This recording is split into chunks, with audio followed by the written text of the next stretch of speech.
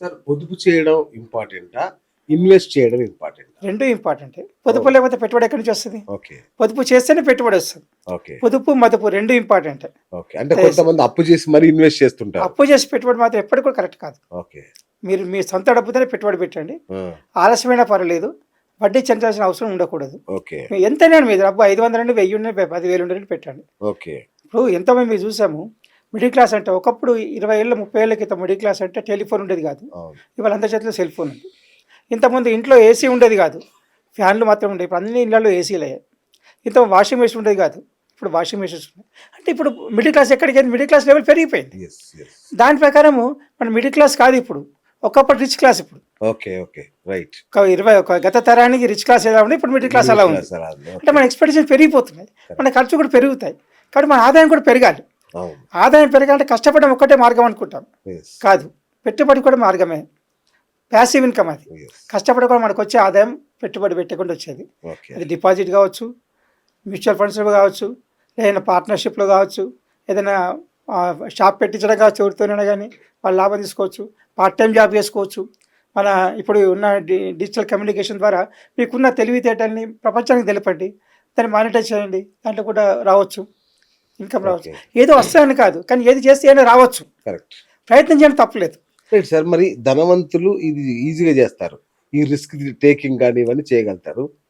మధ్యతరగతి వాళ్ళు ఎందుకు చేయలేరు? డబ్బులు లేకనా, అవగాహన లేకనా? మీరు అన్నట్టుగా భయం అది. ఓకే. పెట్టుబడి పెడితే లాస్ అయ్యే అవకాశం ఉంటుంది. ఎవరిని నమ్మి పెట్టుబడి పెడతారు, వాడు మోసం చేస్తాడు. ఆ! మీరు ఎవరిని నమ్మడం, వ్యవస్థ నమ్మండి, వ్యక్తి నమ్మకండి. ఓకే. ఇప్పుడు మేము ఇంతకుముందు ఎందుకు చెప్పాను, పోస్ట్ ఆఫీస్లో డిపాజిట్ చేసుకోండి, రిస్క్ లేదు. అవును. బ్యాంక్లో డిపాజిట్ చేస్తారు, రిస్క్ లేదు. మ్యూచువల్ ఫండ్లో పెట్టండి, రిస్క్ లేదు. ఓకే. పెద్ద పెద్ద కంపెనీ షేర్స్ పెడితే వాళ్ళు 10,000 కొంటే మీరు ఒక 2 షేర్లు కొనండి. రైట్. రిస్క్ ఇప్పుడు ఇంత లిమిట్ కొనాలి, తక్కువ ఎన్ని 1 షేర్ కూడా కొనొచ్చు. ఇప్పుడు హ్మ్. మీకు ఎదురనుకుంటే అలా కొనండి. కాకపోతే చూడాల్సింది ఏంటంటే తక్కువ ధర ఉన్నది చూడాలి, అచ్చా. ప్రాఫిటబుల్ ఉండాలి, తక్కువ ధర ఉండాలి. ఓకే. ఇంతకుముందు కానీ చెప్పిన మాలాంటి వాళ్ళకి అది తెలియదు కదా సార్. తెలిసే అన్నీ ఛాన్స్ తెలుస్తాయి. లేదు కదా. తెలుసుకొని ఒక్క నెల రోజులు కష్టపడండి, ఆ! మీకే తెలుస్తుంది ఎక్కడ ఏం చేయొచ్చు అని. అవునా? Yes. ఓకే. ఓకే. ఎక్కువ అవసరం లేదు, ఆ! నాకు ఎక్కువ కష్టపడే అవసరం లేదు. ఒక 4 పాయింట్స్ తెలుసుకుంటే దాంట్లో మీరు దేంట్లోనే పెట్టుకోవచ్చు. ఓకే. మన ఇష్టం, మనం సెలెక్ట్ చేసుకోవచ్చు దానికి. సూపర్. సార్ నేను ఒక 2,000తో ఎస్, నేను ఎస్ఐపి స్టార్ట్ చేస్తాను. చేయొచ్చు. ఒక నెలకు 2,000 పెడతాను. చేయొచ్చు. మరి నేను కోటీశ్వరుడు కావడానికి ఎన్ని సంవత్సరాలు పట్టాలి సార్? సార్ ఇప్పుడు మీరు ఒక దాంట్లోనే ఉండరు కదా. ఆ! సంవత్సరానికి 24,000 అవుతుంది. 24,000 వేసి ఇంకో దాంట్లో పెడతారు. అచ్చా. అచ్చా. అది 1 ఇయర్ లోపల డబుల్ కావచ్చు. ఓ! ఆ! అంటే అప్పుడు మీరు ఇన్వెస్ట్మెంట్ పెరిగిన కొద్దీ ప్రాఫిటబిలిటీ పెరుగుతుంటుంది. ఓకే. రూ. 10 ₹1 సంపాదిస్తే రూ. 20 ₹4 సంపాదిస్తే, ₹2 కాదు ₹4 సంపాదిస్తే. కరెక్ట్. అంటే మనీ మల్టిప్లైస్ మనీ అనమాట. ఓకే. మనము విత్తనం ఏది పెడితే పంట ఎక్కువ వస్తుంది చూడండి. అవును. అదే మాదిరిగా మనం ఎంత డబ్బు పెట్టుబడితే అంత లాభం పెరుగుతుంటుంది. ఓ! ఈ లెక్కన కోటీశ్వరుడు కావడం చాలా ఈజీ అయితే. ఈజీగా కష్టపడాలి, ప్రయత్నం చేయాలి. ప్రయత్నం చేయాలి. నష్టంగా పోవచ్చు, కానీ లాభం వచ్చే అవకాశం కూడా ఉంది. ఓకే. ఆ ప్రయత్నం వదులుకోకూడదు. ప్రయత్నం ఓకే. మాకు నష్టపోతుంది అన్న అదే ఎక్స్పీరియన్స్. నష్ట భయాన్ని ఎట్లా బయటపడాలి? సార్ నష్టభయం అనేది ఎప్పుడూ ఉంటుంది. మీది ప్రతిరోజు నష్టభయం ఉంటుంది. నష్టభయం లేనిది ఎప్పుడు? ఓకే. ప్రతిరోజు నష్టభయం ఉంటుంది.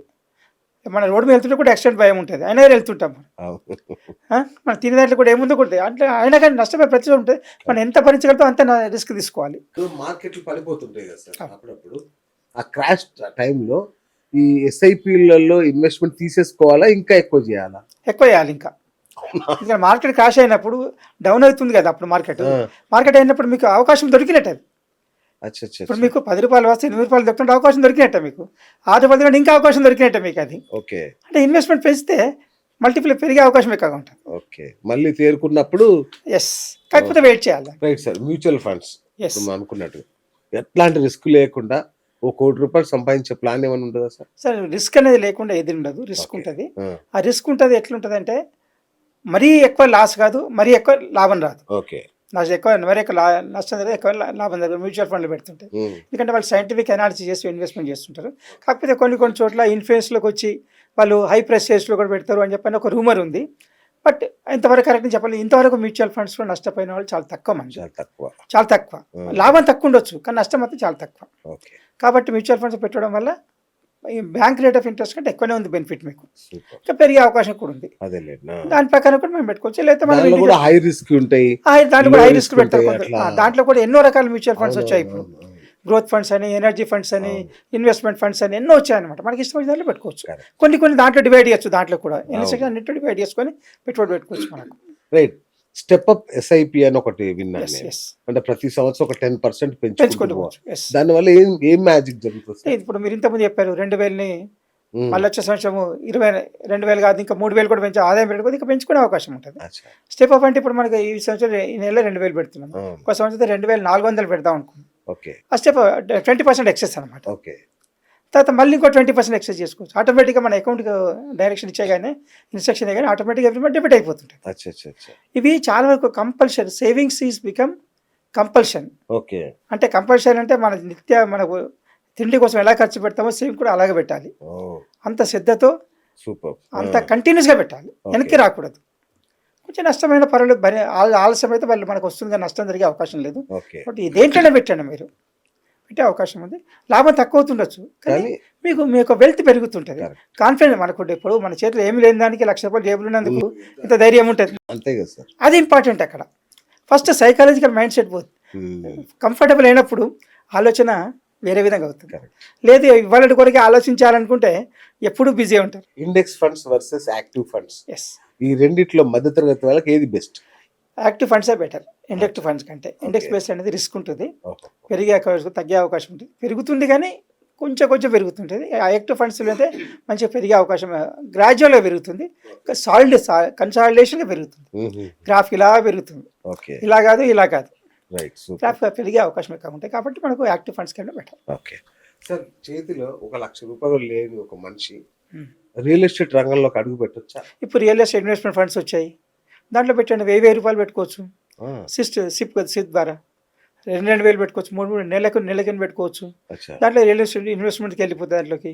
దాంట్లో ఫండ్స్ పెట్టుకోవచ్చు. ఇన్ఫ్రాస్ట్రక్చర్ ఫండ్స్ వచ్చాయి, అది కూడా రియల్ ఎస్టేట్, దాంట్లో పెట్టచ్చు. ఇంకా కొత్త మార్కెట్ ఏంటంటే godown, warehousing, the best opportunity. ఇప్పుడు వేర్ హౌసింగ్ కార్పొరేషన్స్లో కూడా చాలా డిమాండ్ ఉంది ఇన్వెస్ట్మెంట్ కొరకు. దాంట్లో ఇన్వెస్ట్మెంట్ చేయొచ్చు. వేర్ హౌసింగ్, అది వేర్ హౌసింగ్ సెక్టర్ పెట్టచ్చు. ఇన్ఫ్రాస్ట్రక్చర్, రైల్వేస్, రోడ్స్, ఇవన్నిట్లో కూడా మన అవకాశాలు ఉన్నాయి. దేంట్లోనే పెట్టుకోవచ్చు మనకి ఇన్వెస్ట్మెంట్. ఇప్పుడు ఇంతకుముందు తెలిసేది కాదు, మనకు తెలిసినే పెట్టుకోండి. ఇప్పుడు అట్లా కాదు, కళ్ళు మూసుకొని దేంట్లో పెట్టినా కానీ రిస్క్ తక్కువ. Hi friends, thank you for watching this video. ఈ వీడియో కనుక మీకు నచ్చినట్లయితే దయచేసి లైక్ చేయండి, షేర్ చేయండి. ముఖ్యంగా మా ఛానల్ 24/7 న్యూస్ టీవీని సబ్స్క్రైబ్ చేసుకోండి. ఆ తర్వాత మీ విలువైన అభిప్రాయాల్ని, మార్పులు, చేర్పులు, కావాల్సిన వీడియో ఏమన్నా ఉంటే మన వీడియో కింద కామెంట్ సెక్షన్లో కామెంట్ రూపంలో తెలియజేయండి. నమస్కారం, సాయిదంచిక మాట్లాడుతున్నాను. ప్లీజ్ సబ్స్క్రైబ్, షేర్, లైక్ చేయండి 24/7 టీవీ ఛానల్. హాయ్ నమస్తే, నేను మీ Sonia Akula. Please subscribe to 24/7 news TV. Hi అండి, అందరికీ నమస్తే. నేను Mankota Prasad. Please do subscribe 24/7 news TV. Political, entertainment and infotainment updates కోసం like, share, subscribe 24/7 news TV.